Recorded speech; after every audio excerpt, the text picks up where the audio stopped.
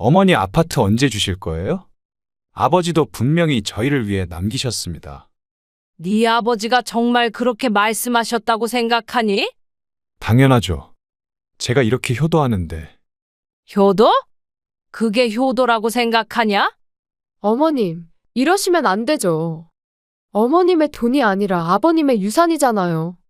그래서 그 유산을 나 몰래 훔쳐가려고 이러는 거냐? 어머니, 정말 왜 이러세요? 저희가 얼마나 잘 모셨는데. 정말 잘 모셨다고 생각하니? 그래, 끝까지 그렇게 생각하렴. 어머님, 저희 더 이상 참기 힘들어요. 그래서 어쩔 건데? 너희가 한 짓들 반드시 후회하게 만들어주마. 안녕하세요. 저는 70대 한명자입니다. 평소와 다름없이 아침 식사를 준비하던 날이었습니다. 여보, 오늘은 일찍 들어올 수 있을 것 같아요. 그래? 오랜만에 같이 저녁 먹자. 오늘 동태찌개 끓여줄게. 좋지. 요즘 회사 일 때문에 당신한테 신경 못 썼는데. 남편은 커피를 한 모금 마시고 갑자기 가슴을 부여잡았습니다. 처음에는 농담인 줄 알았습니다. 하지만 그의 얼굴이 순식간에 창백해졌고 식탁 위로 쓰러졌습니다. 여보, 정신 차려봐. 가슴이? 떨리는 손으로 전화기를 잡고 구급차를 불렀습니다. 거실에 울려 퍼지는 사이렌 소리가 아직도 귓가에 생생합니다. 구급대원들이 들어와 남편에게 심폐소생술을 했지만 이미 늦었다고 했습니다. 급성 심근경색으로 보입니다. 병원에 도착했을 때 의사는 단호하게 사망 시간을 선언했습니다. 그날 이후 세상은 완전히 달라졌습니다. 장례식장은 매일 울음바다였습니다. 어머니, 아버지가 이렇게 가실 줄 누가 알았겠어요.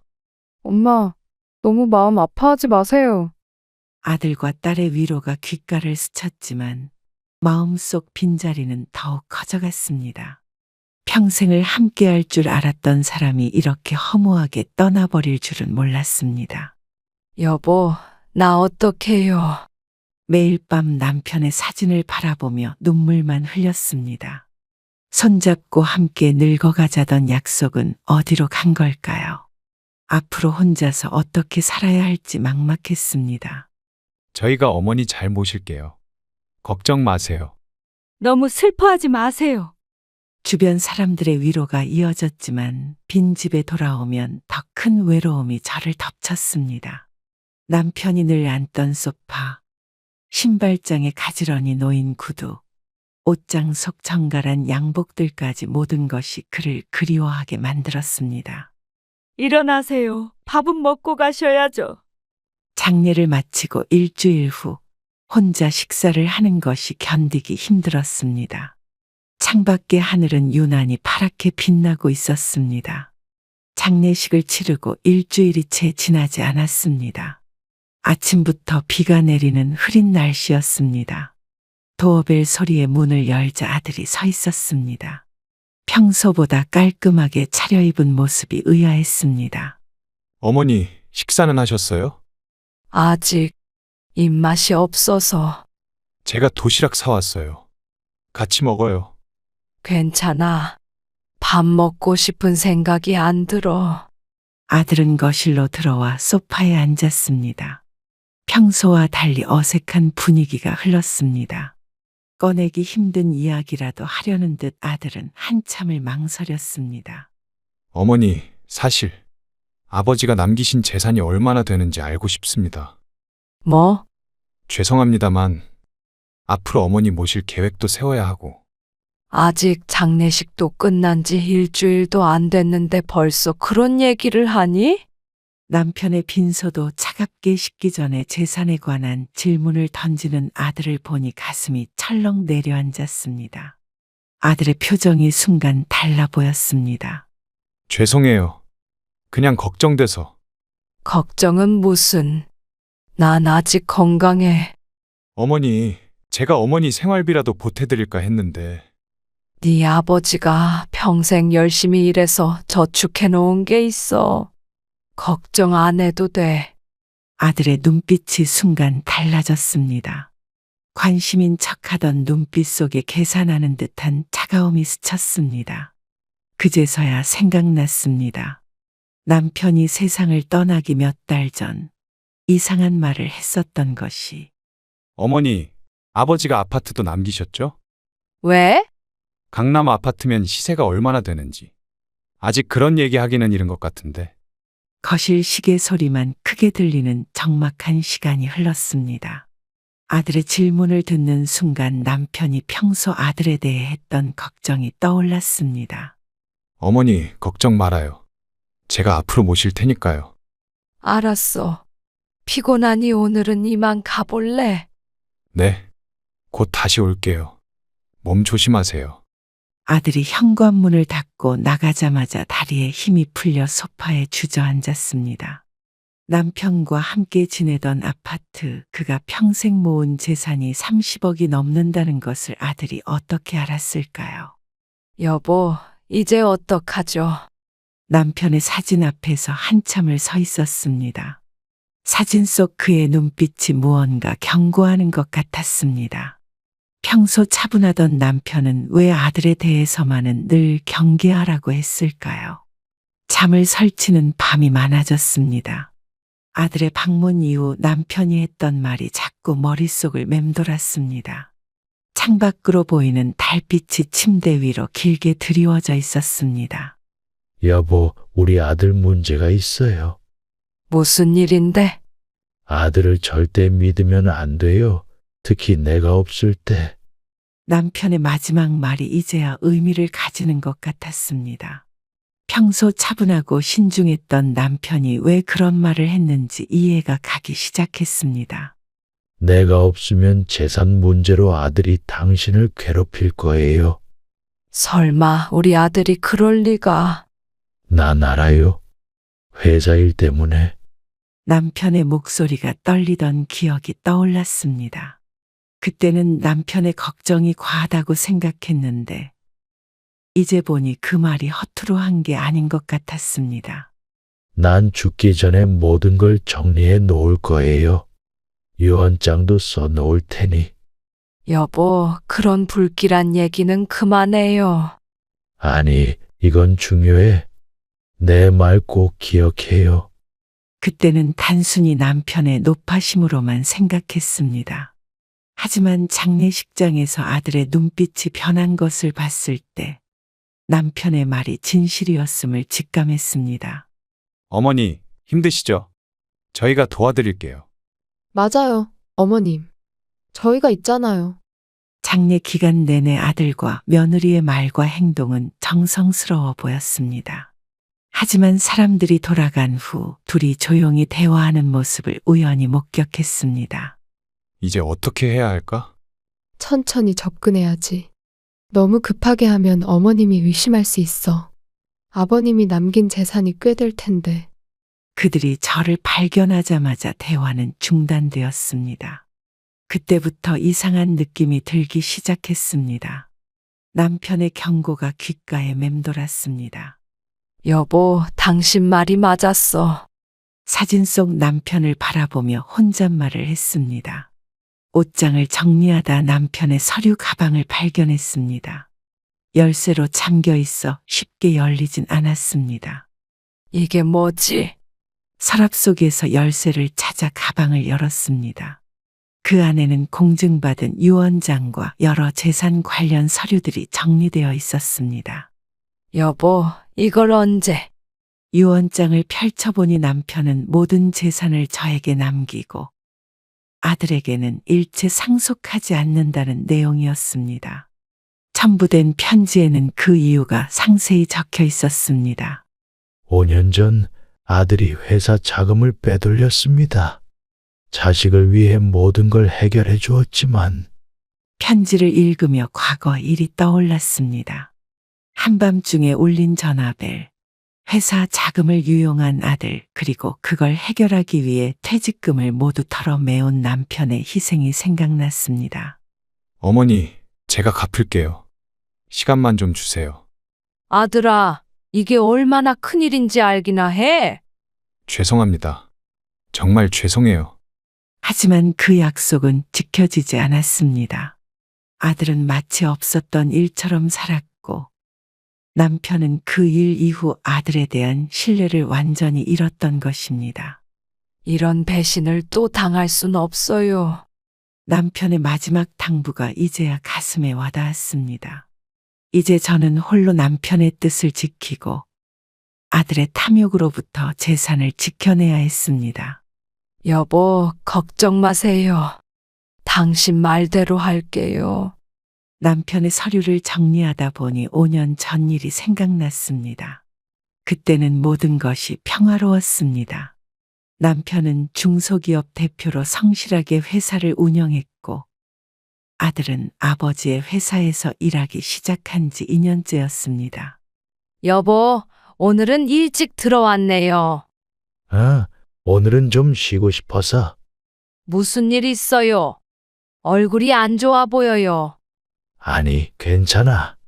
그냥 피곤해서 그래. 그날 밤 남편은 평소보다 일찍 잠자리에 들었습니다.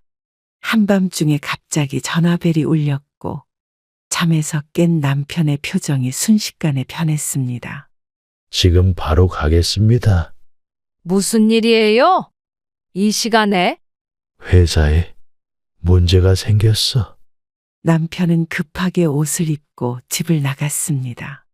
그날 이후로 남편은 완전히 달라졌습니다. 매일 밤 술을 마시며 괴로워했고 결국 저에게 모든 것을 털어놓았습니다. 우리 아들이 회사 자금을 빼돌렸어요. 뭐라고요? 그게 무슨 말이에요? 거래처 계좌로 보내야 할 돈을 자기 계좌로 3억이나. 어떻게 그럴 수가? 남편의 눈에서 눈물이 흘렀습니다. 평생 성실하게 일해온 남편에게 아들의 배신은 감당할 수 없는 충격이었습니다. 도대체 왜 그랬대요? 주식 투자했다가 다 잃었대요. 신고는요? 경찰에? 내가 어떻게 내 자식을. 남편은 회계팀 직원들을 설득해 사건을 내부적으로 처리했습니다. 퇴직금과 적금을 모두 깨서 빠져나간 회사 자금을 메웠습니다. 아들은 3개월 동안 연락도 없다가 어느 날 갑자기 집에 찾아왔습니다. 아버지, 어머니, 정말 죄송합니다. 네가 어떻게 이런 짓을 할 수가 있니? 한 번만 용서해 주세요. 제발. 네가 회사를 망칠 뻔했어. 남편은 아들의 뺨을 때렸습니다. 처음 보는 남편의 분노였습니다. 떨리는 손으로 아들을 붙잡고 울던 모습이 아직도 선명합니다. 아버지, 제가 꼭 갚을게요. 시간만 주세요. 어떻게 갚겠다는 거야? 내 평생 벌어도. 사업을 다시 해볼게요. 성공하면 꼭. 이제 그만해. 나가.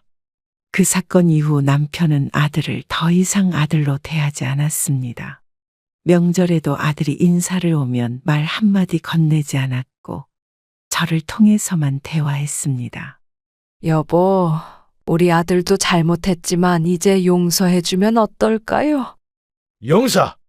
내가 평생 일해서 모은 돈으로 그 녀석 구멍 메꿔줬는데 그래도 피는 물보다 진하다고. 다시는 그 녀석 얘기 꺼내지 마. 시간이 흘러 아들은 결혼을 했고 저희 부부는 형식적으로 참석했습니다. 남편은 결혼식장에서도 아들과 말 한마디 나누지 않았습니다. 어머니, 이제 제가 사업 다시 시작할 거예요. 그래, 이번엔 성공하길 바란다. 자금이 좀 필요한데 아버지께 말씀 좀.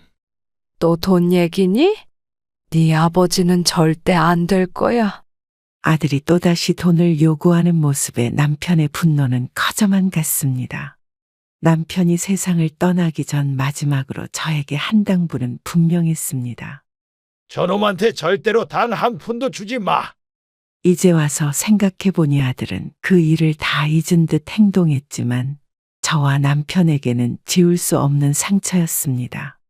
세월이 지났다고 모든 것이 용서되는 것은 아니었습니다.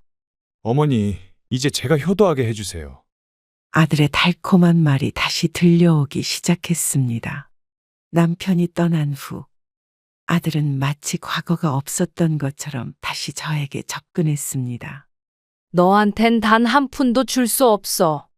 어머니, 그때 일은 이제 다 지난 일이잖아요. 너의 본성은 변하지 않는다. 정말 너무하세요. 저도 이제 달라졌어요.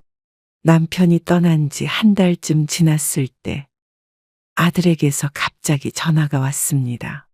평소와 달리 목소리가 상냥했고 저녁 식사에 초대한다는 말에 의아했습니다. 어머니, 오늘 저녁 시간 괜찮으세요? 왜? 무슨 일 있니? 특별한 일은 없고요. 그냥 어머님 모시고 저녁 식사라도 하고 싶어서요. 갑자기 웬 저녁 식사야? 평소 연락도 잘 안 하던 아들이 갑자기 저녁 식사를 제안하는 것이 이상했습니다. 하지만 혼자 집에 있는 것보다는 나을 것 같아 승낙했습니다. 어머님, 이쪽으로 앉으세요. 오늘 특별히 예약했습니다. 여기가 어디길래 이렇게 비싼 곳으로 데려왔니? 강남에서 제일 좋다는 프렌치 레스토랑이에요. 어머님 드시고 싶은 거 다 시키세요. 이런 데서 밥 먹을 일이 뭐가 있다고. 생각지도 못한 호화로운 식당이었습니다. 평소 아들 부부가 좋아하던 스타일의 레스토랑이었지만 저는 이런 곳에서 어색하게 앉아 있는 것이 불편했습니다. 어머님, 와인 한잔 하세요. 난 술 안 마신다고 몇 번을 말했니? 아, 맞다. 죄송해요. 음료로 드릴게요. 그냥 물러줘. 음식이 나오기 시작했지만 아들과 며느리는 음식보다 서로 눈짓을 주고받는데 더 바빴습니다. 무언가 계획된 행동 같았고 긴장감이 느껴졌습니다. 어머니, 사실 오늘 중요한 얘기가 있어서 모셨어요. 그래? 말해보렴. 어머님, 혼자 그 큰 집에서 사시는 게 걱정돼요. 난 아직 건강해. 혼자 살아도 문제 없어. 대화가 시작되자마자 집 이야기를 꺼내는 아들이 의심스러웠습니다. 식사 내내 재산 얘기만 하려는 속내가 보였습니다. 어머님, 아버님이 남기신 아파트가 강남 핵심 지역이라 시세가 많이 올랐더라고요. 네 아버지 아파트 시세를 왜 내가 알아봐? 아니, 그게 아니라. 혹시 집을 팔 생각은 없으세요? 왜 팔아? 난 거기서 평생 살 거야. 며느리가 갑자기 대화에 끼어들었습니다. 평소에는 말도 없던 사람이 갑자기 적극적으로 나서는 모습이 낯설었습니다. 어머님, 저희가 더 좋은 동네로 모실 수 있을 것 같아요.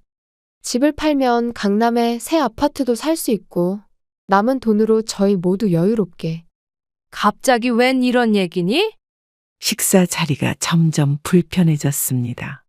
아들과 며느리의 의도가 명백해 보였습니다. 남편이 경고했던 상황이 펼쳐지고 있었습니다. 어머니, 아버지도 분명히 저희를 위해 그 아파트를 남기셨을 거예요. 네 아버지가 그런 말 한 적 없어. 어머님, 저희가 효도할 수 있게 도와주세요. 효도가 집 팔아서 돈 받는 거니? 아들 부부의 눈빛이 점점 탐욕스럽게 변해가는 것을 느꼈습니다. 남편이 그토록 경계하라던 그 눈빛이었습니다. 어머님, 저희도 이제 아이를 가져야 할 나이인데. 갑자기 손주 타령은 왜 하는 거니? 어머님이 도와주시면 빨리 아이도 가질 수 있을 것 같아서요. 밥 먹자고 불러놓고 재산 얘기니? 이제 그만 집에 가고 싶구나? 자리에서 일어나려는 저를 아들이 급하게 붙잡았습니다. 이 자리를 쉽게 끝내고 싶지 않은 눈치였습니다. 어머니, 화내지 마세요. 그냥 저희가 걱정돼서 그래요. 걱정은 무슨? 집 팔아서 돈 받으려는 속셈이지.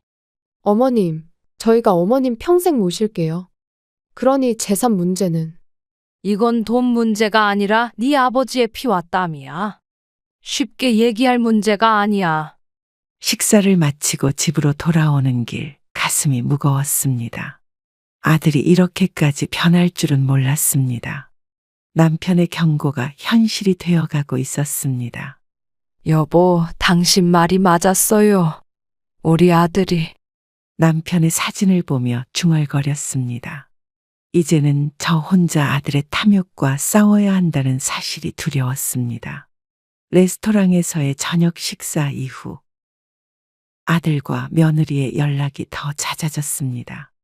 일주일에 두세 번씩 전화가 오거나 갑자기 집으로 찾아왔습니다.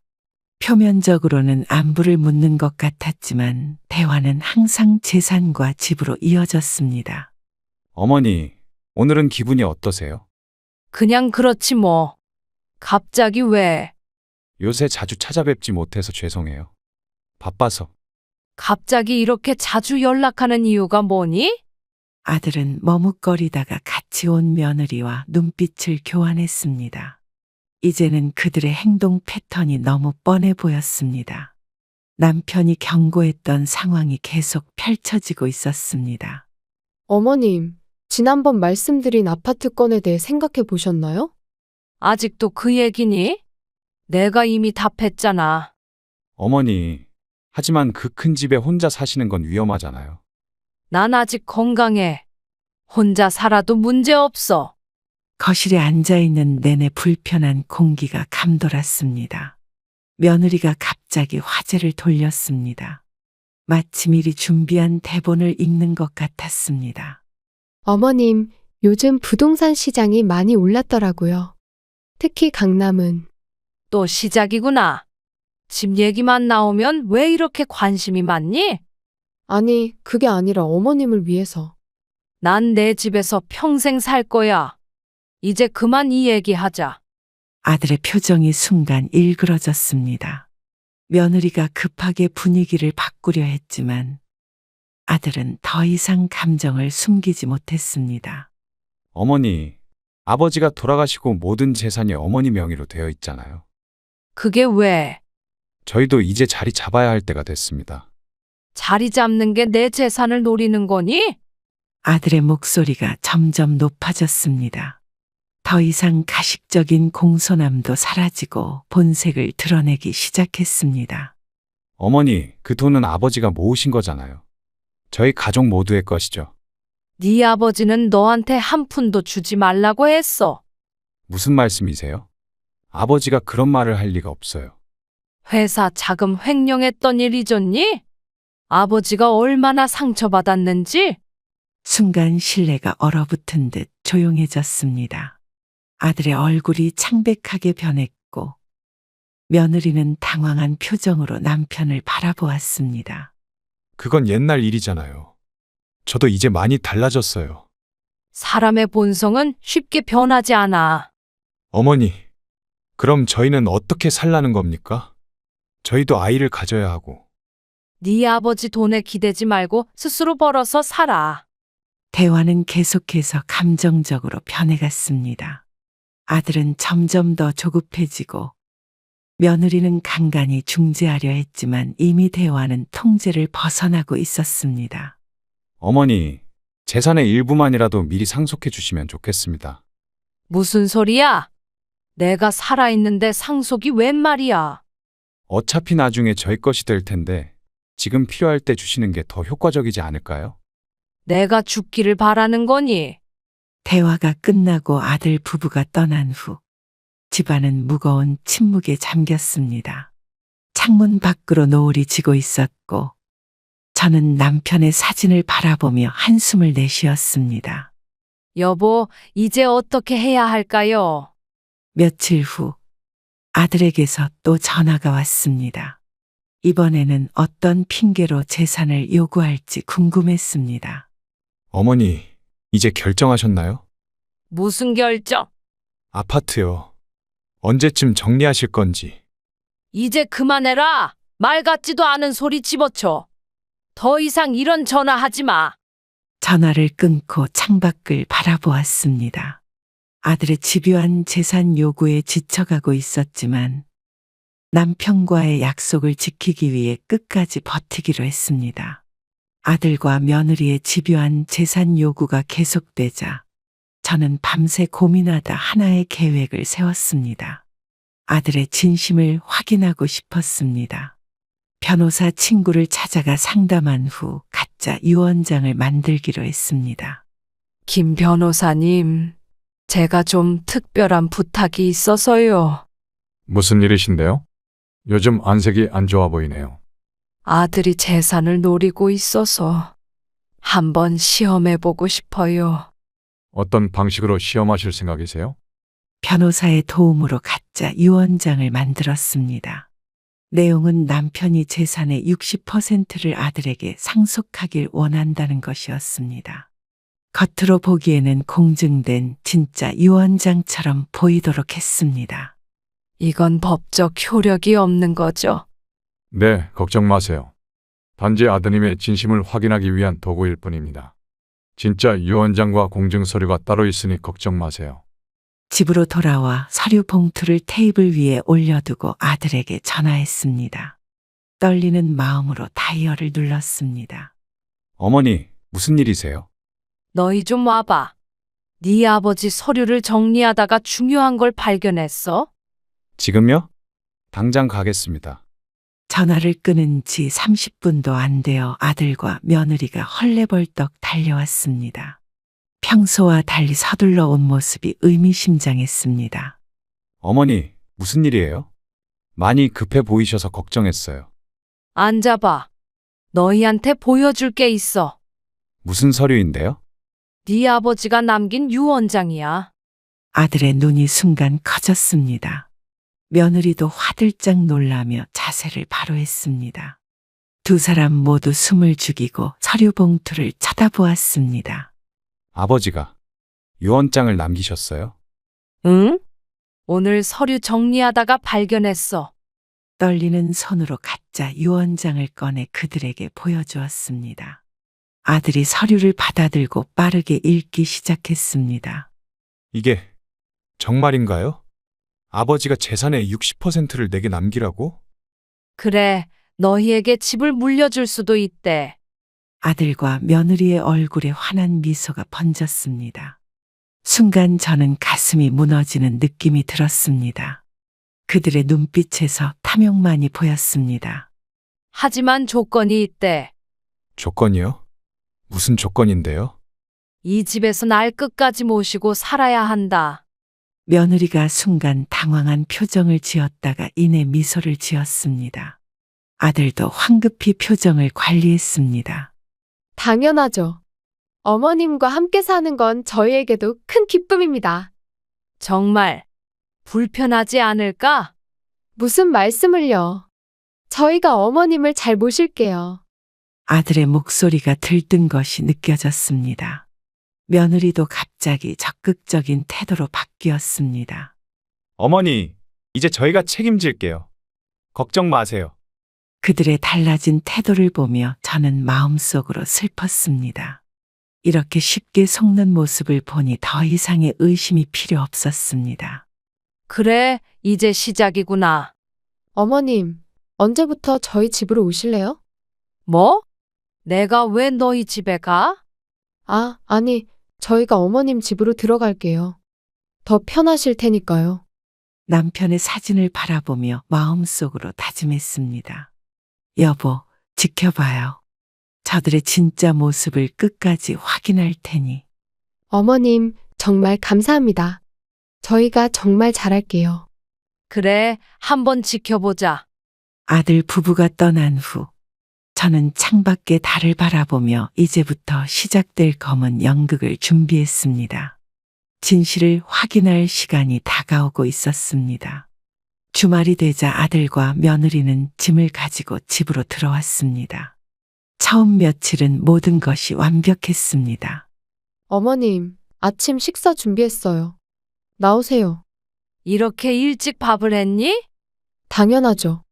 어머님 건강이 최우선이니까요. 고맙구나. 오랜만에 차려진 밥상에 앉네. 식탁에 앉아 며느리가 준비한 아침을 먹었습니다. 정성스레 차려진 반찬들이 반가웠지만 그들의 미소 뒤에 숨겨진 의도가 느껴졌습니다. 어머님, 오늘 저랑 장 보러 가실래요?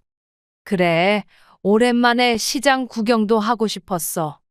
제가 어머님이 좋아하시는 음식 재료 다 사드릴게요. 갑자기 이렇게 잘해주니 어색하네. 며느리는 웃으며 대답했지만 그 미소가 진심인지 알 수 없었습니다. 아들도 평소와 달리 귀가 시간이 빨라졌고 집안일도 돕기 시작했습니다. 어머니, 제가 설거지 할게요. 쉬세요. 그래? 예전엔 한 번도 안 하더니. 앞으로는 제가 더 효도할게요. 지금까지 많이 부족했죠? 갑자기 효도는 무슨? 한 주가 지나고 두 주가 지나자 조금씩 변화가 느껴지기 시작했습니다. 처음에 공손함과 친절은 서서히 사라져갔습니다. 어머님, 오늘은 저희가 친구들 만나러 좀 늦게 들어올 것 같아요. 그래, 다녀와라. 냉장고에 음식 있으니 알아서 드세요. 알았어. 신경 쓰지 마. 시간이 지날수록 알아서 하세요. 스스로 하시면 되조라는 말이 늘어갔습니다. 처음에 정성스러운 식사 준비도 점점 간소화되었고 가끔은 외식한다며 저 혼자 남겨두기도 했습니다. 어머님, 청소기는 작동법 아시죠? 제가 좀 바빠서. 내가 평생 써온 청소기인데 모를까? 그럼 저희 방도 부탁드려도 될까요? 뭐라고? 아들과 며느리의 태도가 바뀌어가는 것을 지켜보며 저는 남편의 경고를 다시 한번 실감했습니다. 그들은 재산을 위해 얼마든지 변할 수 있는 사람들이었습니다. 여보, 당신 말이 맞았네요. 이제 어떻게 해야 할까요? 밤에 혼자 남편 사진을 보며 이야기했습니다. 이제 저는 그들의 본성을 확인했고 다음 단계를 준비해야 했습니다. 함께 살기 시작한 지 한 달이 지나자 아들 부부의 태도가 확연히 달라졌습니다. 이제는 매일 아침 식사도 제가 차려야 했고 점심과 저녁도 마찬가지였습니다. 집안일은 모두 제 몫이 되었습니다. 어머님, 밥은 차리셨나요? 아직. 너희가 하기로 했잖아. 오늘은 제가 너무 피곤해서요. 어머님이 해주시면 안 될까요? 매일 피곤하다는 핑계만 대니? 아침부터 기분이 좋지 않았습니다. 처음에는 효도한다며 들어왔지만 이제는 그들이 주인이고 제가 가정부가 된 것 같았습니다. 어머님, 저희가 오늘 좀 바빠서 설거지는 나중에 할게요. 또?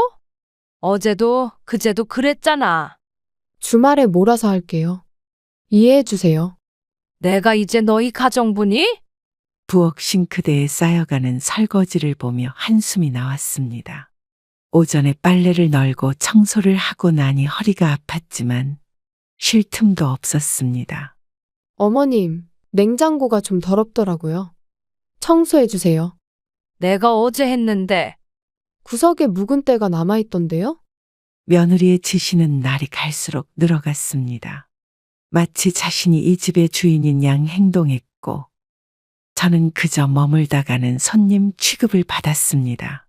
어머니, 우리 내일 친구들이랑 제주도 여행 다녀올게요. 뭐? 언제 얘기한 거니? 아, 말씀 안 드렸었나요? 3박 4일 일정인데 집 좀 봐주세요. 갑자기 여행은 무슨? 아들 부부는 저에게 미리 알리지도 않고 여행을 떠났습니다. 짐을 싸는 모습을 보니 고급 캐리어와 명품 가방들로 가득했습니다. 남편 유산을 노리고 들어왔으면서 벌써 호의호식하는 모습이 가슴을 아프게 했습니다. 여보, 저들이 이렇게 변할 줄 알았나요? 그들이 여행에서 돌아온 다음 날 더 큰 충격이 기다리고 있었습니다. 아침에 일어나 보니 거실에 강아지 한 마리가 있었습니다. 이게 뭐니? 아, 어머님 일어나셨어요? 이건 저희가 데려온 강아지예요. 이름은 또리예요. 강아지는 왜 데려온 거야? 미리 얘기도 없이? 어머님, 저희가 애가 없잖아요. 강아지라도 키우고 싶어서요. 왜 내 허락 없이 데리고 왔냐? 너희들 정말 대책이 없구나. 강아지는 귀여웠지만 그들이 키우겠다고 해놓고 실제로는 모든 돌봄을 저에게 떠맡기려는 의도가 보였습니다. 또리 산책은 어떻게 시키니? 어머님, 저희가 출근하면 어머님이 산책 좀 시켜주세요. 배변 패드는 어디 있니? 저기 구석에 뒀어요.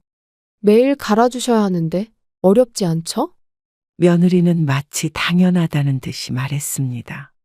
제가 감당해야 할 일이 또 하나 늘어났습니다. 어머님, 오늘 또리 사료 주는 거 잊지 마세요. 내가 왜 강아지까지 돌봐야 하니?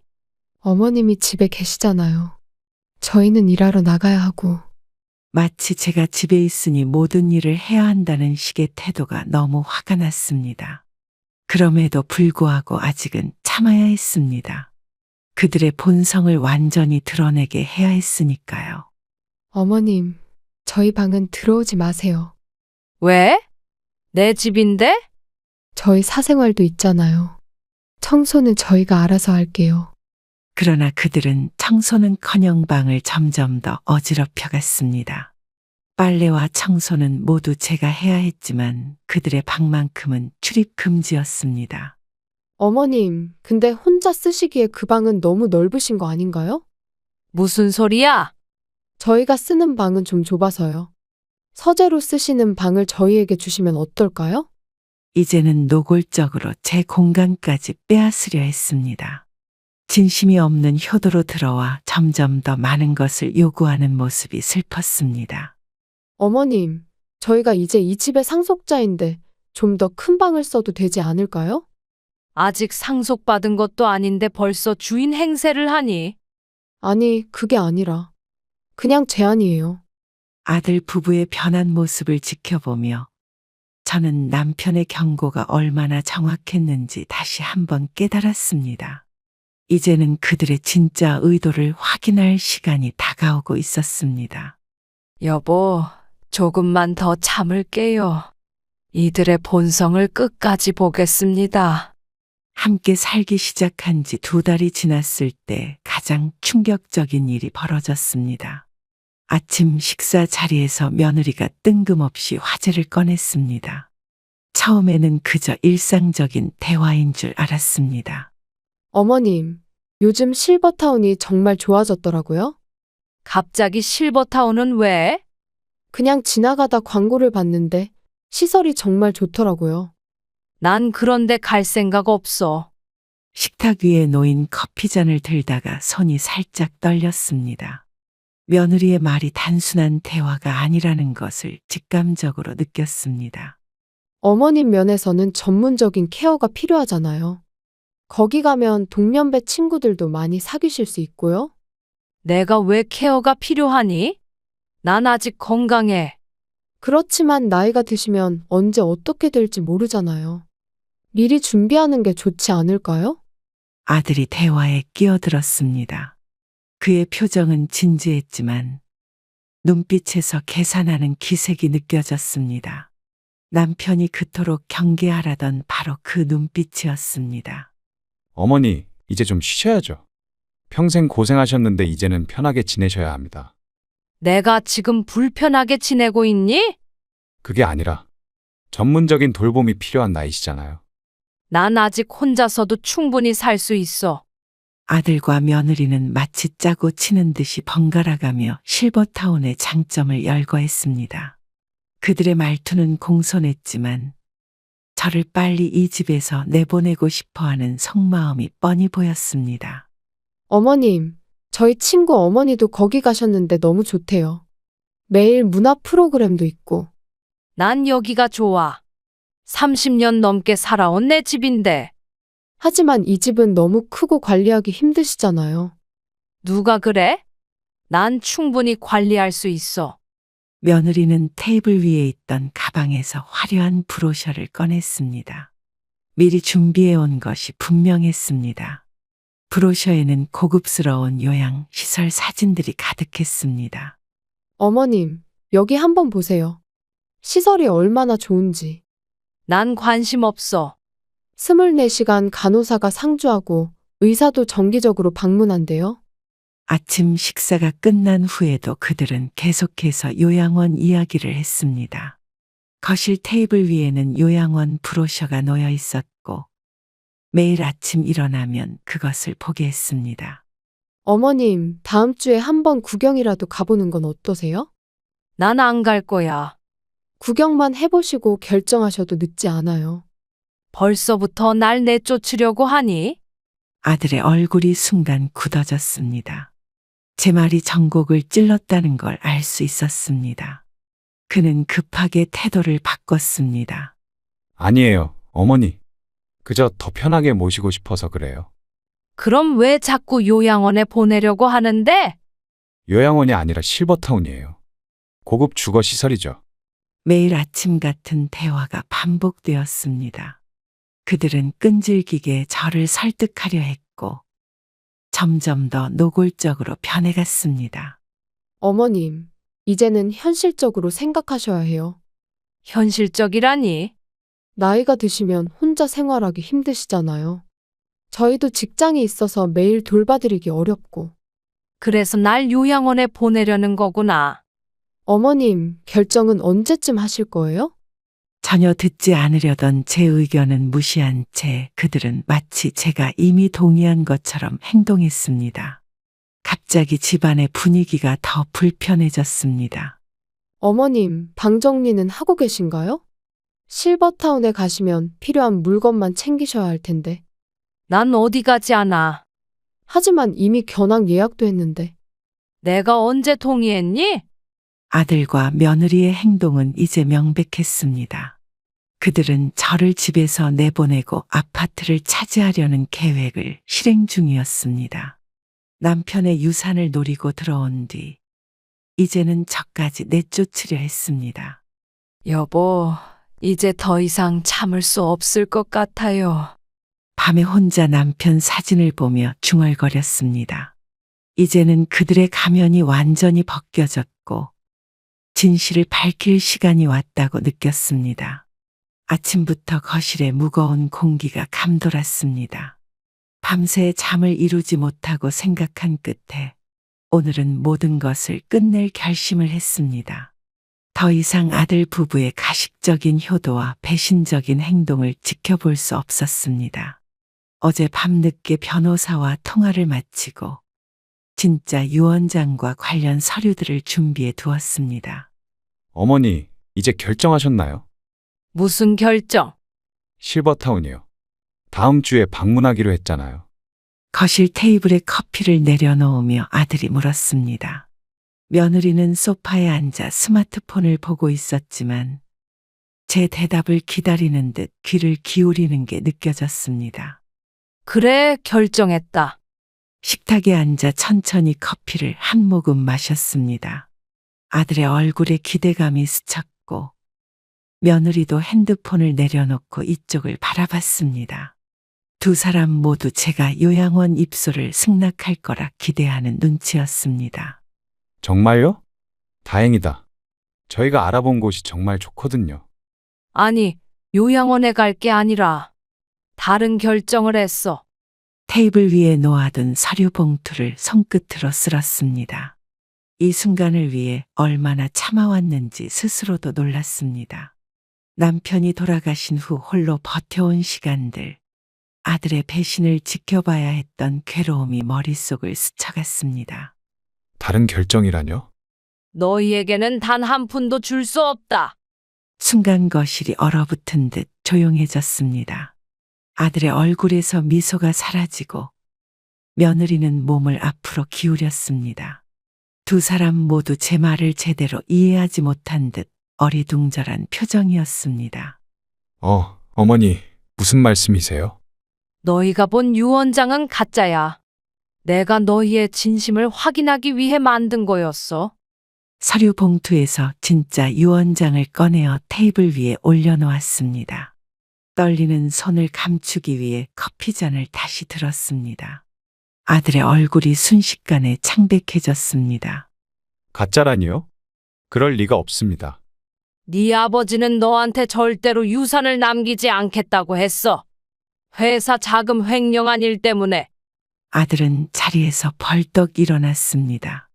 그의 눈빛이 달라졌습니다. 더 이상 효도하는 아들의 모습은 온데간데 없고 욕심과 분노만 남아 있었습니다. 며느리도 당황한 표정으로 일어섰습니다. 어머님, 이러시면 안 됩니다. 저희가 얼마나 정성껏 모셨는데요? 정성껏. 내가 너희 가정부처럼 살았잖아. 강아지 배변 치우고 집안일 하고. 이제는 모든 감정이 솟구쳐 올랐습니다. 그동안 참아왔던 서운함과 배신감이 한꺼번에 터져나왔습니다. 아들은 테이블을 내리치며 소리쳤습니다. 이럴 수는 없어요. 아버지가 분명히 네 아버지는 네가 한 짓을 영원히 용서하지 않았어. 마지막까지 너를 경계하라고 했지. 창문으로 비치는 아침 햇살이 유난히 밝았지만 거실의 분위기는 점점 더 어두워졌습니다. 아들 부부의 얼굴에서 더 이상 가식적인 미소는 찾아볼 수 없었습니다. 그들의 본 모습이 완전히 드러났습니다. 어머니, 우리가 마음을 다시 잡고 처음부터 시작해요. 이미 늦었어. 너희의 진심은 충분히 봤으니까. 그건 어머님이 저희를 시험하신 거잖아요. 함정을 파셨잖아요. 며느리의 목소리가 날카로워졌습니다. 더 이상 공손함이나 효도의 흔적은 찾아볼 수 없었습니다. 이제는 저를 어머님이라고 부르면서도 적대적인 태도를 숨기지 않았습니다. 함정이 아니라 너희가 스스로 빠진 거야. 어머니, 이렇게 하시면 저희도 가만히 있지 않을 겁니다. 아들의 위협적인 말투에도 더 이상 두렵지 않았습니다. 남편이 남긴 진짜 유언장과 모든 법적 서류가 제 것이었으니까요. 떨리는 마음을 다잡으며 천천히 일어섰습니다. 이제 모든 게 끝났다. 너희는 오늘 이 집에서 나가. 뭐라고요? 저희 보고 나가라고요? 그래. 내일까지 짐 싸서 나가. 아들 부부의 얼굴이 분노로 일그러졌습니다. 아들은 제 앞으로 다가와 손가락으로 책상을 가리키며 위협적으로 말했지만 더 이상 제 마음은 흔들리지 않았습니다. 이제 모든 진실이 밝혀졌고 돌이킬 수 없는 강을 건넜습니다. 어머니, 이게 어머니의 마지막 결정인가요? 그래. 이제 더는 물러설 수 없어. 다음 날 아침 아들과 며느리는 짐을 싸지 않고 여전히 집에 있었습니다. 오히려 더 당당해진 모습으로 거실에서 TV를 보고 있었습니다. 제가 집을 비웠다 돌아오자 두 사람은 마치 제가 손님인 것처럼 무심한 표정을 지었습니다. 가짜 유언장이 들통났음에도 그들은 물러설 생각이 없어 보였습니다. 아직도 안 나갔니?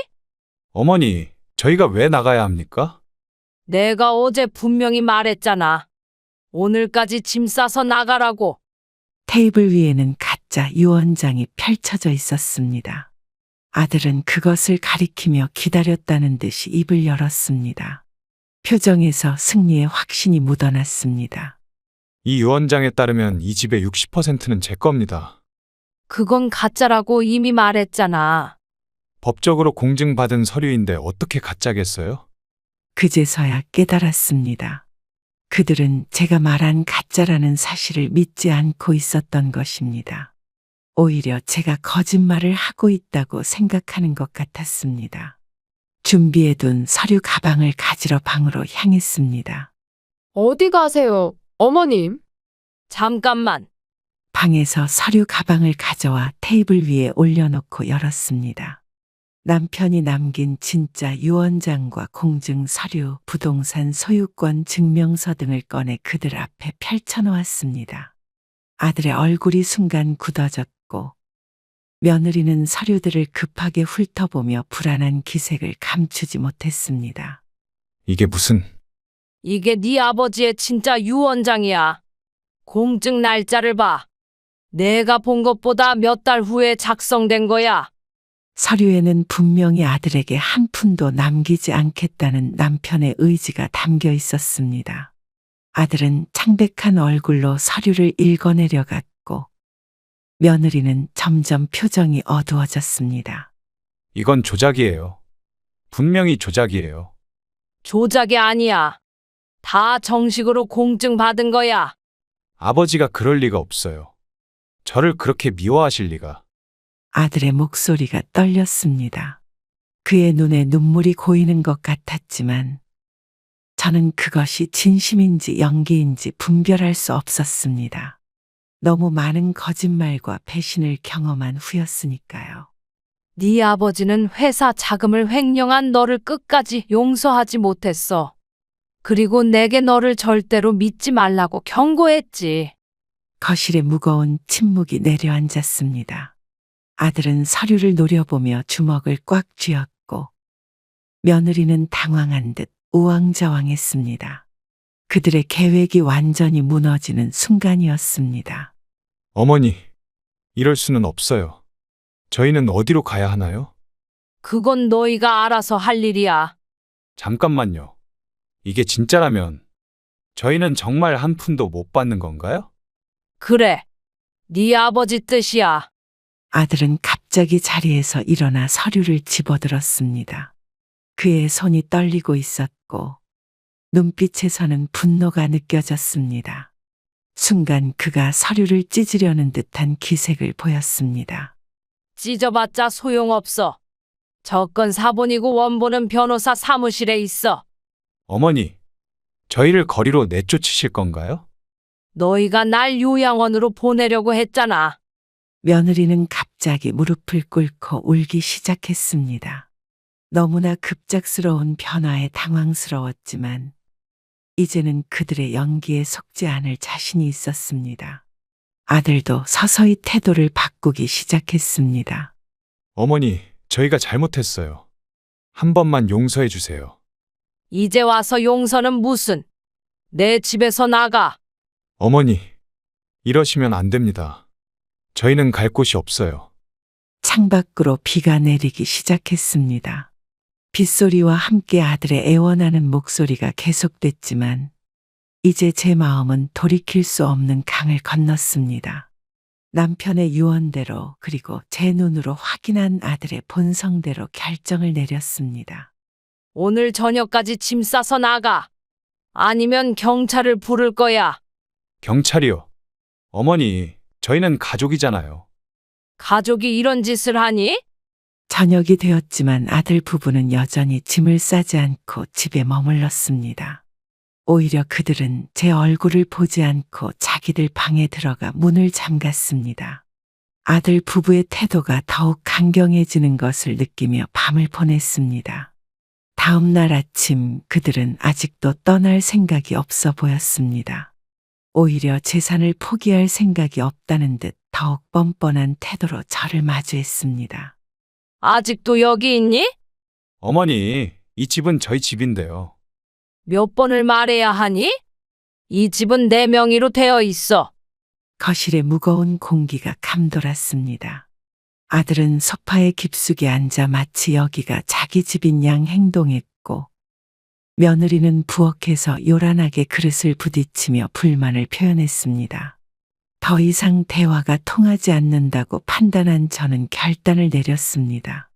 나가지 않을 거면 내가 경찰을 부를 수밖에 없겠구나. 부르세요. 어차피 이 집은 아버지가 저희에게 남기신 거니까요. 여전히 그 가짜 유 원장을 믿는 거니?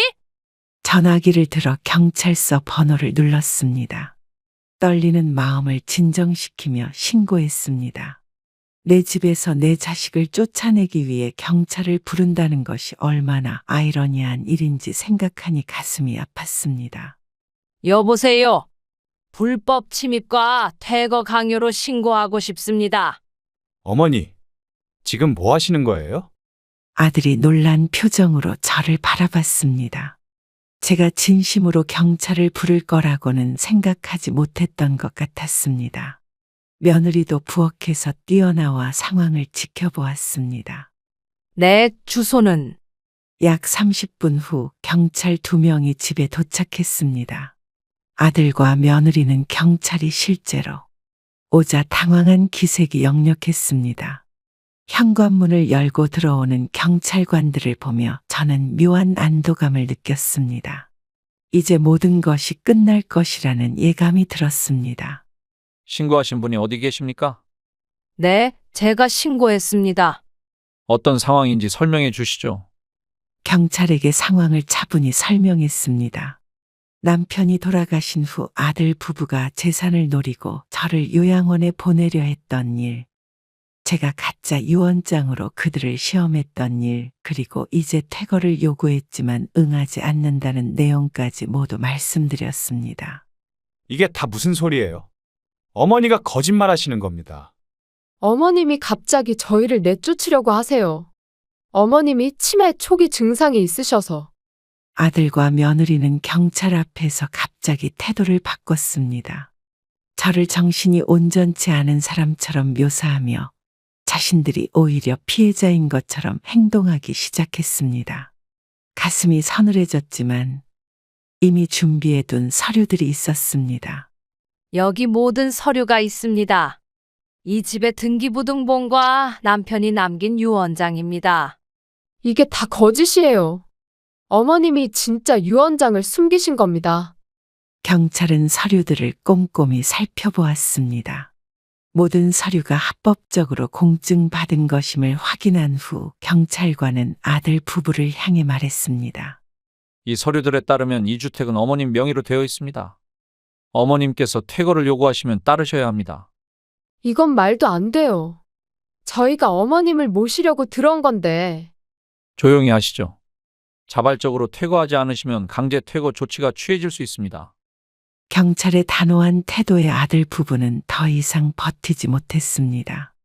며느리는 울음을 터뜨렸고 아들은 분노로 얼굴이 붉어졌지만 더 이상 항변할 수 없었습니다. 법은 제 편이었기 때문입니다. 짐을 챙길 시간을 드리겠습니다. 얼마나 필요하신가요? 2시간이면 충분합니다. 경찰관이 아들 부부에게 시간을 주었습니다. 그들은 억울하다는 듯 저를 노려봤지만 더 이상 할 말이 없어 보였습니다. 방으로 들어가 짐을 싸기 시작했습니다. 어머니, 정말 저희를 이렇게 내쫓으실 건가요? 내가 내쫓은 게 아니라 너희가 스스로 이 길을 택한 거야. 저희가 어디로 가야 할지. 그건 너희 문제야. 내가 해결해 줄 수 없어. 아들 부부가 짐을 싸는 동안 거실에는 무거운 침묵이 흘렀습니다. 저는 창밖을 바라보며 이 모든 상황이 어떻게 이렇게 되었는지 생각했습니다. 내 자식을 이렇게 내보내는 것이 가슴 아팠지만 그들이 저를 대한 방식을 생각하면 후회는 없었습니다. 저희 짐 다 쌌습니다. 그럼 이제 나가. 어머니, 이게 마지막이에요. 정말 저희를 이렇게 보내실 건가요? 아들의 목소리에 미세한 흔들림이 있었지만 그것이 진심인지 또 다른 연기인지 구분할 수 없었습니다. 이미 너무 많은 거짓말과 배신을 경험했기 때문에 더 이상 감정에 흔들리지 않기로 했습니다. 가거라. 이제 끝이다. 어머니, 경찰관님, 이분들이 이제 퇴거할 준비가 됐습니다. 경찰관의 감독하에 아들 부부는 마지막 짐을 들고 집을 나섰습니다. 현관문이 닫히는 소리와 함께 집안에 묘한 고요함이 찾아왔습니다. 홀로 남겨진 저는 창가에 서서 떠나는 그들의 뒷모습을 바라봤습니다. 여보, 이제 다 끝났어요. 남편의 사진을 바라보며 중얼거렸습니다. 마음 한구석이 아팠지만 동시에 무거운 짐을 내려놓은 듯한 해방감도 느껴졌습니다. 아들 부부가 집을 나간 지 일주일이 지났습니다. 처음으로 혼자 지내는 시간이 낯설지만 가정부 취급받던 날들보다는 평온했습니다. 남편 없이 지내는 것도 서서히 적응해가고 있었습니다. 그런데 어느 날 아침 갑자기 초인종이 울렸습니다.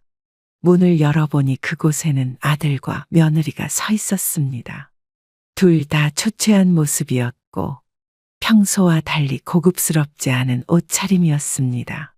어머니, 저희가 잘못했어요. 왜 또 왔니? 죄송합니다. 정말 죄송해요. 용서해 주세요. 이미 끝난 일이야. 돌아가. 현관문을 닫으려 했지만 아들이 급하게 막았습니다. 그의 눈에는 눈물이 고여 있었고 며느리는 이미 흐느끼고 있었습니다. 그러나 저는 더 이상 그들의 눈물에 속지 않기로 마음먹었습니다. 어머니, 저희가 정말 큰 잘못을 했어요. 이제야 깨달았습니다. 이제 와서 무슨 말을 해도 소용없어. 한 번만 기회를 주세요. 저희가 뭐든 다 하겠습니다. 아들은 무릎까지 꿇으며 애원했습니다. 며느리도 따라 무릎을 꿇었습니다. 마치 드라마 속 한 장면 같았지만 이미 그들의 진심을 충분히 확인했기에 저는 흔들리지 않았습니다. 나를 내쫓으려 했던 그 순간을 잊을 수가 없구나. 저희가 정말 미쳤었나 봐요. 욕심에 눈이 멀어서. 돌아가. 더 이상 볼 일 없어. 문을 닫고 집 안으로 들어왔습니다. 그러나 그들은 떠나지 않고 현관 앞에서 계속 문을 두드리며 용서를 구했습니다. 한참을 그러다가 결국 돌아갔지만 다음 날 또 찾아왔고 그 다음 날도 마찬가지였습니다. 매일같이 찾아와 용서를 구하는 그들이 진심인지 아니면 또 다른 계략인지 구분하기 어려웠습니다. 이제 제발 그만 오렴. 어머니, 저희는 가족이잖아요. 가족이 서로에게 이런 짓을 하니? 정말 잘못했어요. 저희가 미쳤었습니다. 집으로 돌아가는 아들 부부의 뒷모습을 보며 마음 한구석이 아팠지만 이제는 되돌릴 수 없다고 생각했습니다. 남편이 살아있을 때 아들의 배신을 용서하지 못했던 것처럼 저도 이번 일을 용서할 수 없었습니다. 며칠 후 동네 슈퍼에 장을 보러 갔다가 평소 친하게 지내던 이웃 주민을 만났습니다. 그분은 저를 보자마자 걱정스러운 표정을 지었습니다. 요즘 잘 지내세요? 아드님이 여기저기 소문을 내고 다닌다면서요. 무슨 소문이요? 어르신이 치매 초기라 착각을 하신대요. 그래서 아들 부부를 내쫓았다고. 가슴이 덜컥 내려앉았습니다. 아들이 저를 정신이 온전치 않은 사람으로 몰아 이웃들 사이에 소문을 퍼뜨리고 있었던 것입니다. 순간 화가 치밀었지만 최대한 차분함을 유지했습니다. 그런 말도 안 되는 소리를. 저는 멀쩡합니다. 그럴 줄 알았어요. 아드님이 어르신 재산 때문에 그런 소문을 내는 것 같더라고요. 실은 아들 부부가 제 재산을 노리고 이웃에게 모든 상황을 설명했습니다. 남편의 유산, 아들의 회사 자금 횡령, 가짜 유언장으로 시험한 일, 그리고 어떻게 그들이 저를 요양원으로 보내려 했는지까지. 제 말을 다 들은 이웃은 고개를 끄덕이며 저를 이해해 주었습니다. 어르신 참 현명하게 대처하셨네요. 당연히 그런 자식은 내쫓아야죠. 피는 물보다 진하다지만 그렇다고 독을 품은 피까지 받아들일 필요는 없어요. 이웃의 위로가 큰 힘이 되었습니다. 그 후로도 만나는 이웃들마다 비슷한 이야기를 했고 다행히 많은 사람들이 저를 지지해 주었습니다. 아들이 퍼뜨린 소문은 오히려 그의 평판만 떨어뜨렸고 저는 더 많은 이웃들의 관심과 응원을 받게 되었습니다. 어르신, 우리 내일 복지관 같이 가요. 요가 수업이 새로 생겼대요. 네, 좋아요. 혼자 있는 것보다 나을 것 같네요. 이제 자기 시간을 즐기셔야죠. 평생 남편, 자식 뒷바라지 하느라 보니는 못 살았잖아요. 이웃의 말에 새삼 깨달음을 얻었습니다. 이제는 저를 위한 시간을 가져야 할 때였습니다. 남편의 유언을 지키고 아들의 탐욕으로부터 저를 지켜냈으니 이제 남은 인생은 제가 원하는 대로 살 수 있었습니다. 여보, 저 이제 괜찮을 것 같아요. 새로운 삶을 시작할 거예요. 남편의 사진 앞에서 마음을 다잡았습니다. 아들과 며느리는 여전히 가끔 찾아와 용서를 구했지만 저는 단호하게 거절했습니다. 그들이 정말 변했는지 아니면 또 다른 계략인지는 중요하지 않았습니다. 중요한 것은 제가 이제 제 삶의 주인으로 당당하게 살아가기로 결심했다는 점이었습니다. 세월이 흐르고 나니 그 모든 것이 인생의 한 과정이었음을 깨닫게 됩니다. 남편의 죽음부터 아들 부부의 배신까지 모든 순간이 저를 더 강하게 만들었습니다. 처음에는 혼자 남겨진 것이 두렵고 외로웠지만 이제는 그 고독함이 오히려 제게 자유를 선물했다는 것을 알게 되었습니다. 가족이라는 이름으로 모든 것을 참고 견디는 것이 미덕이 아님을 배웠습니다. 때로는 사랑하는 사람들과 거리를 두는 것이 서로를 위한 길일 수도 있습니다. 저는 남편의 유언을 지키며 아들의 탐욕으로부터 저 자신을 지켜냈고 그 과정에서 진정한 독립을 얻었습니다. 이제 저는 매일 아침 요가를 하고 동네 행복센터에서 새로운 취미를 배우며 이웃들과 소소한 행복을 나누고 있습니다. 집은 더 이상 슬픔과 배신의 공간이 아닌 제 꿈과 희망이 자라나는 안식처가 되었습니다. 인생의 어떤 순간에도 자신의 가치를 잃지 않는 것이 중요합니다. 나이가 들어도 혼자가 되어도 우리는 여전히 우리 삶의 주인공입니다. 이제 저는 제 인생의 새로운 장을 써나가고 있습니다. 두려움 없이, 후회 없이 당당하게 말입니다. 그럼 구독자 여러분, 오늘도 행복한 하루가 되시길 기원하겠습니다. 감사합니다.